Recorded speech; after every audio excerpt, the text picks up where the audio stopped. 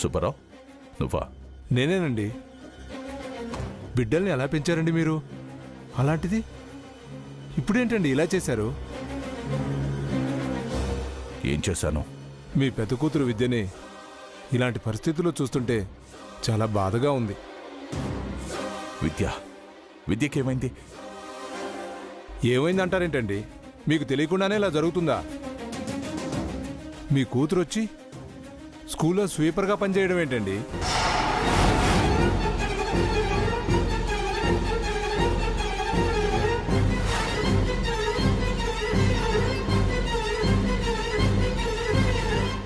ఏం మాట్లాడుతున్నావు?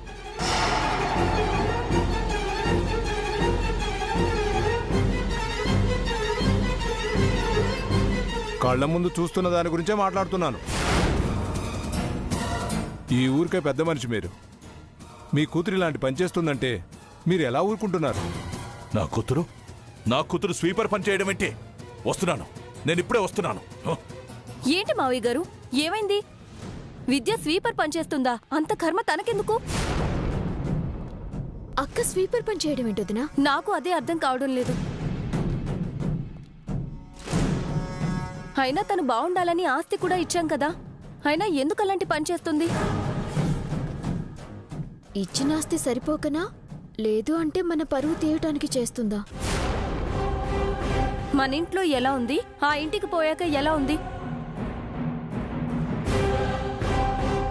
నా ఆడపడుచు అలాంటి పని చేస్తుందంటేనే నాకు చాలా బాధగా ఉంది.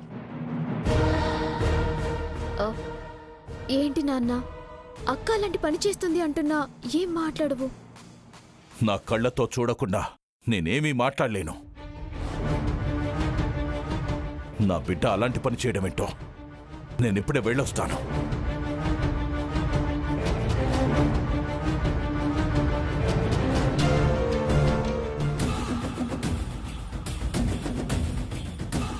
ఏంటొదినా నాన్నంత ఆవేశంగా వెళ్తున్నారు? అక్కడ మన గురించి నిజం తెలియదు కదా? మీ నాన్నకి ఏ నిజమో తెలీదు, నువ్వేం కంగారు పడుకు.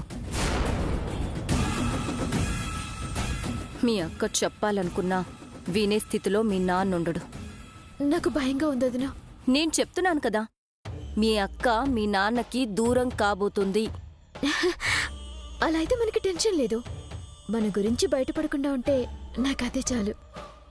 చేసేది నేను, శిక్ష అనుభవించేది మీ అక్క.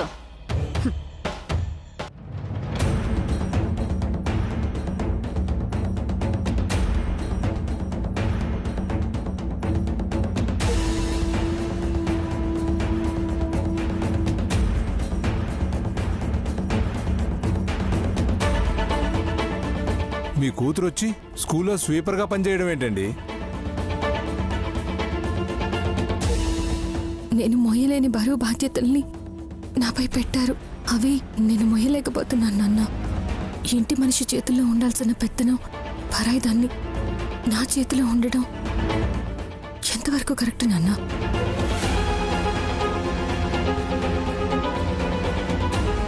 అక్కడ నేను మొయ్యాల్సిన బాధ్యతలు నాకున్నాయి నాన్న. ఇప్పుడు నా ఇల్లు అంటే ఈ ఇల్లు కాదు, ఆ ఇల్లు. ఇంటి పేరు మారాక ఇక ఈ ఇల్లు నాకే అవుతుంది నాన్న.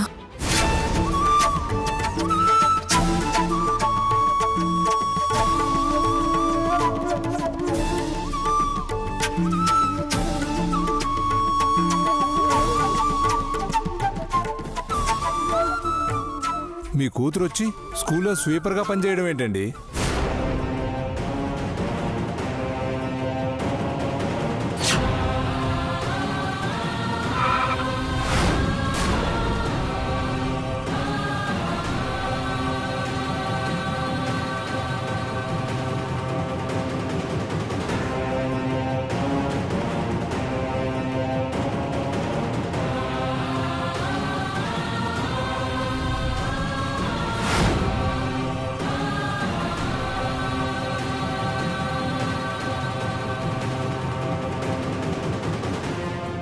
మనం ఎందుకు అలా చేస్తాం? బాబు, శ్రీ విద్య ఎక్కడ? ఎవరు? ఆ స్వీపర్ విద్యనా?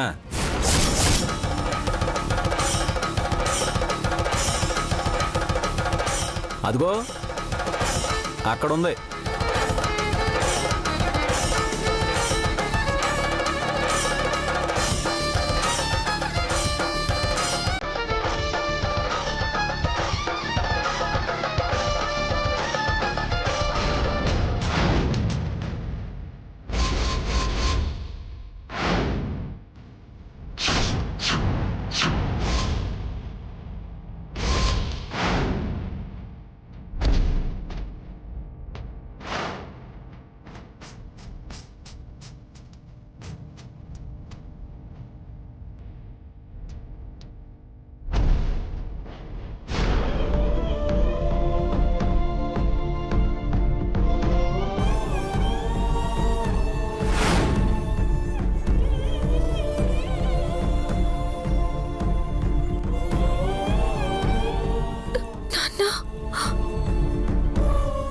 ఎక్కడ నానమ్మా? నిన్ను ఎలా చూడటానిక నేను ఇంకా బ్రతుకుంది? చంపేశావు కదమ్మా ఈ నాన్నని. అది కాదు నాన్న, నేను చెప్పేది వినండి. ఇంకా ఏం చెప్తావమ్మా? నా బిడ్డని ఎలాంటి స్థితిలో చూసా కూడా ఇంకా ఏం చెప్తావమ్మా? నేను ఈ పని చేయడానికి కారణం ఇప్పుడు మీకు చెప్పలేను నాన్న. నన్ను నా మాటని కాదని నువ్వు ఈ పని చేస్తున్నావంటే నీ దృష్టిలో నేను చనిపోయానమ్మా.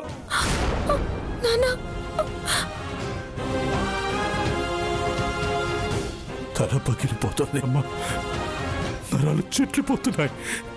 నాన్న, మీ మాట కాదని నేను ఈ పని చేయడం లేదు. నేను చెప్పేది వినండి.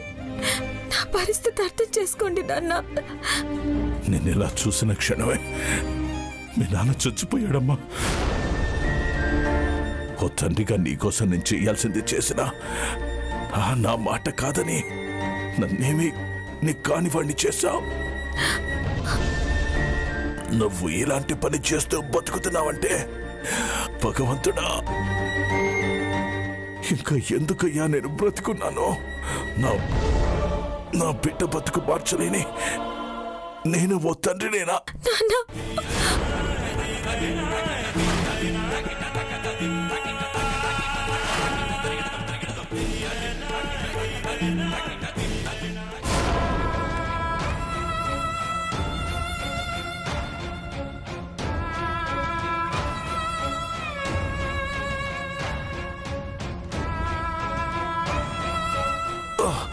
వద్దు,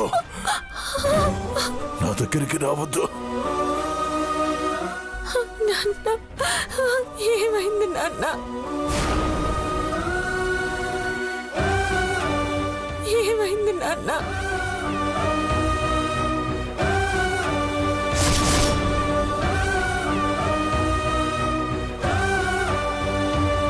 మావయ్య,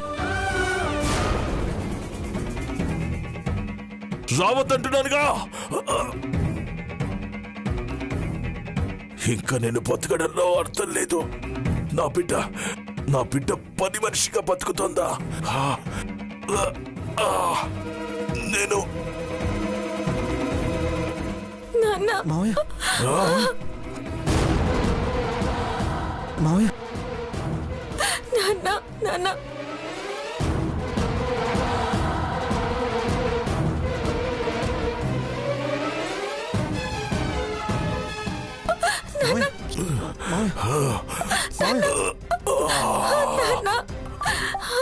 దేవుడా, ఎవరికైతే తెలియకూడదు అనుకున్నాను ఆయనకే తెలిసిపోయింది. ఇంత త్వరగా విషయం బయటపడుతుంది అనుకోలేదు. ఇప్పుడు ఏం చేయాలి?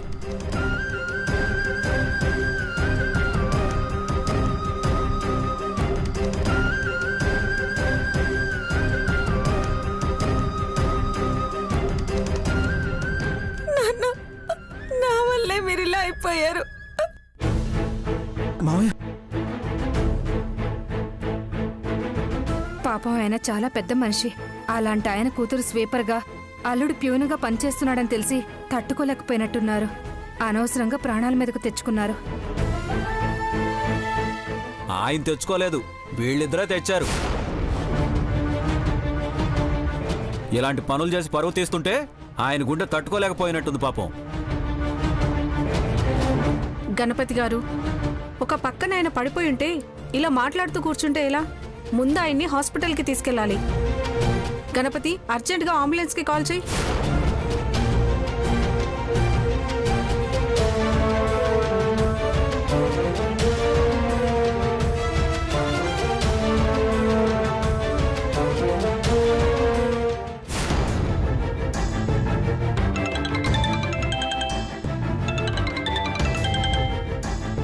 అల్లుడు ఏంటి మాస్టరు, చదువుకున్న టైంలో ఫోన్ చేశారు? అది అసలు మా అమ్మాయి ఈ టైంలో నీ గ్యాప్ ఇవ్వదు కదరా? మావయ్య, అది కాదు మావయ్య. అంటే నీకెంత అవకాశం ఇచ్చిందంటే నాకు డౌట్గా ఉంది రోజు. అసలు అలా ఇచ్చిందబ్బా? మావయ్య, నేను చెప్పేది వింటావా? ఏమైందిరా ఆ కంగారేటి? మావయ్య, ఇక్కడ మా మావయ్య గారికి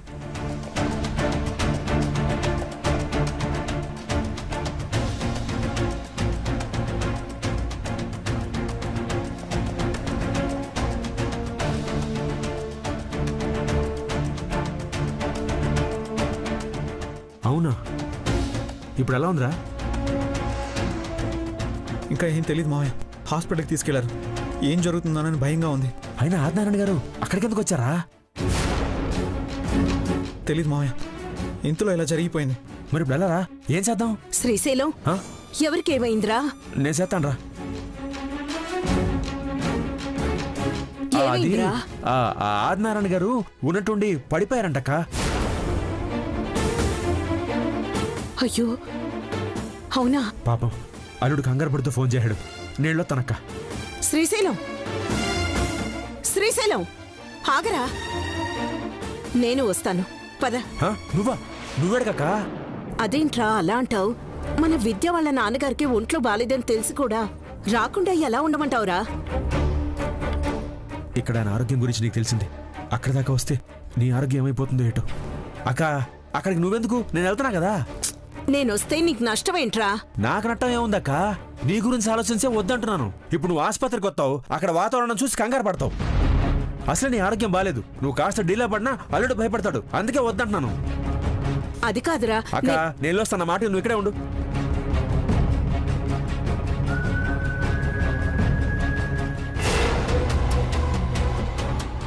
ఏమైందిరా? రమ్మంటావా? కాదక్క, చూడు, ఇలాంటప్పుడే జనాలు ఏదేదో మాట్లాడుతూ ఉంటారు. ఆ మాటలు మాత్రం నువ్వు అస్సలు పట్టించుకోకు. ఏటి అస్సలు పట్టించుకోకు. నేను వస్తాను.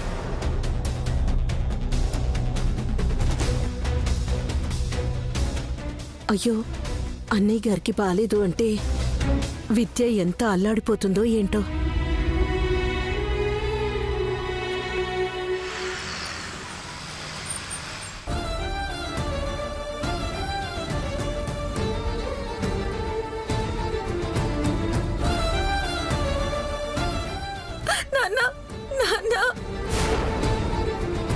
మావయ్య,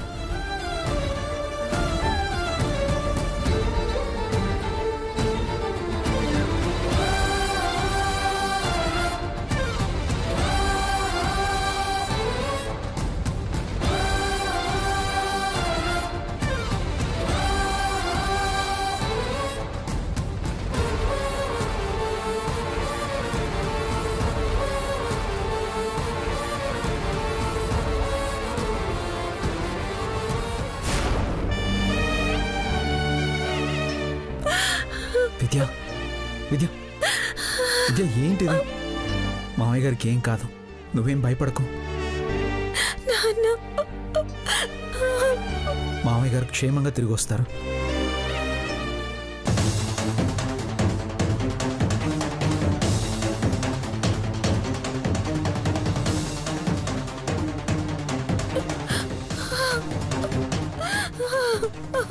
అల్లుడు, ఆదినారాయణ గారికి ఎలా ఉందిరా?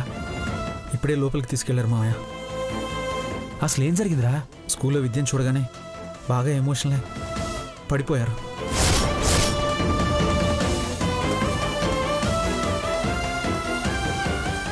అసలు ఆయన స్కూల్కి ఎందుకు వచ్చాడరా?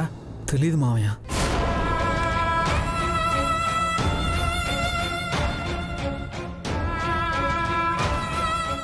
అమ్మ విద్య, ఏడవకమ్మా. బాబాయ్, నాన్నకేమవుతుందో అని భయం వేస్తుంది. ఆయనకేంటి కాదమ్మా, నువ్వు ధైర్యంగా ఉండు.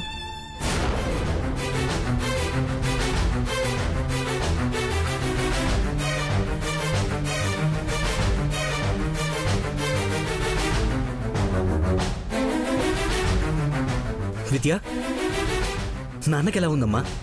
ఉన్నట్టుండి ఏమైంది? అన్నయ్య,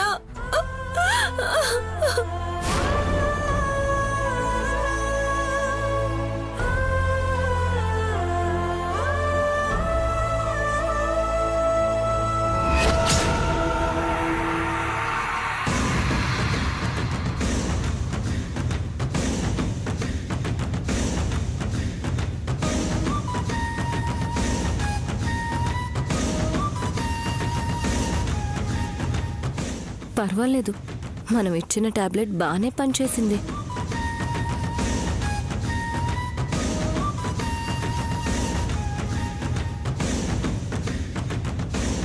నా ఇంట్లో నువ్వెప్పుడు నా గడ్డవేనే. నీ వాళ్లతోనే నిన్నెలా బయటికి గెంటిస్తాను, చూస్తూ ఉండు. ఊరుకోమ్మా.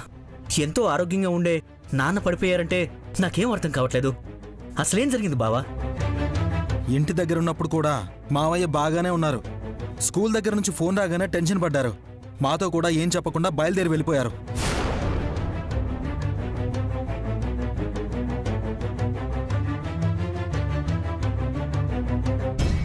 వెళ్ళేటప్పుడు బాగున్న మనిషికి ఇంతలోనే ఏమైందో అర్థం కావడం లేదు. ఏదో జరిగిందండి, లేకపోతే ఆయనకి పరిస్థితి ఎందుకు వస్తుంది?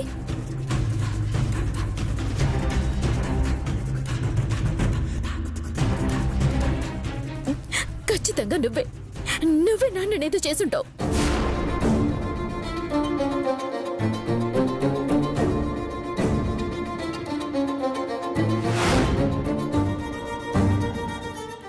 ఏం చేసావు నాన్నని?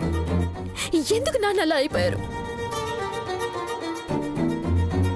నిదే ఏటా మాటలో? తన సొంత తండ్రిని తనేం చేస్తుంది? ఏమీ చేయనప్పుడు ఇంట్లో బాగున్న మావయ్య గారు బయటకు రాగానే ఇలా ఎందుకు అయిపోయారు? ఏం జరిగిందో మాకు తెలిస్తేనే కదా చెప్పడానికి. అనవసరంగా విద్య అని అనకండి. అంటాం, తననే అంటాం.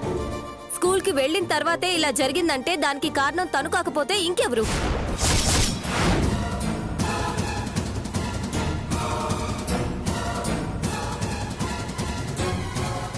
విద్య, నువ్వు మరీ ఇంత దారుణానికి ఒడిగడతావు అనుకోలేదు. మావయ్య గారి మనసు గాయపడేలా పగవాళ్లు కూడా చేయలేని దారుణాన్ని నువ్వు చేశావు. చేయాల్సిందంతా చేసి ఏమీ తెలియనట్టు ఎలా చేస్తుందో చూడండి. అసలేం జరిగిందో తెలియకుండా ఏంటి మీరు మాట్లాడేది? ఇంత క్లియర్గా అర్థమవుతుంటే ఏం జరిగిందో ఒకరు చెప్పాలా? డాక్టర్ గారు నాన్నకి ఎలా ఉంది? ఏం ప్రమాదం లేదు కదా? హార్ట్ బీటు రెగ్యులర్గా కొట్టుకునే దానికన్నా రెట్టింపు కొట్టుకుంటుంది.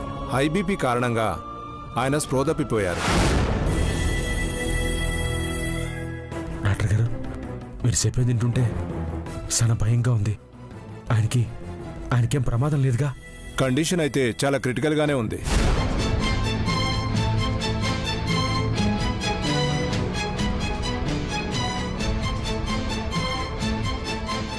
ట్రీట్మెంట్ చేస్తున్నాం. పేషెంట్ కండిషన్ కొంచెం స్టడీ అయితే గానీ ఏ విషయం చెప్పలేం.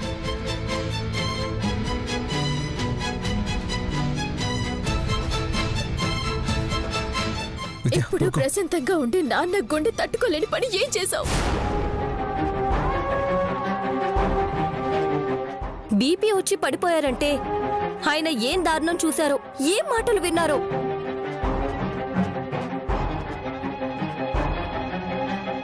ఆయనంత చిత్రవద చేసే పని ఏం చేశావో చెప్పు. నిదే, ఏటిది?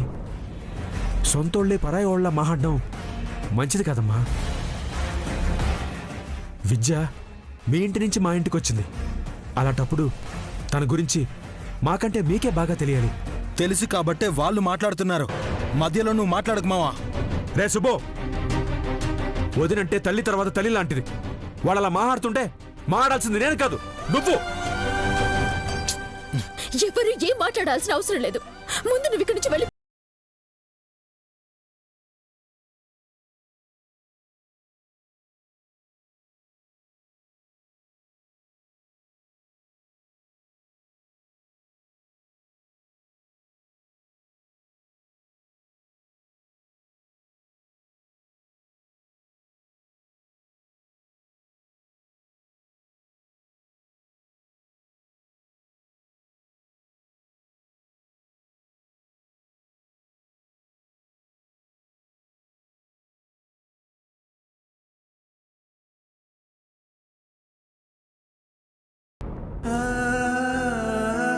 తండ్రి కోసం బాధపడుతున్న తనకి నాన్నకేం కాదని చెప్పి ఓదార్చాల్సింది పోయి మీరంతా ఇలా మాట్లాడుతున్నారేంటి?